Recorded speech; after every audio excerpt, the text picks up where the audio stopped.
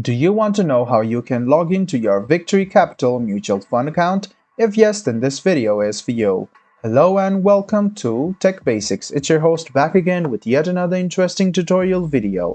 In this video, I'm going to teach you how you can log into your account which is on your Victory Capital. So go ahead and open Chrome OS browser on your PC, go to the Google search bar, then search for Victory Capital Mutual Fund Login. Click on the first link which appears on your screen. It will take you to the official login portal of Victory Capital Invest Mutual Fund account.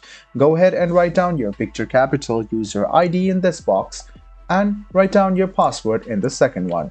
After you write down your password, make sure you look at your password once and check it. So after you write down your user ID and password, make sure both of them are correct and then click sign in. You will be signed into your Victory Capital Mutual Fund account now. If you click on signing, you will agree to Victory Capital's terms of use, so you can click on it and you can gain additional information about it. If you want to change your ID or your password as you have forgotten it, these are the links for you.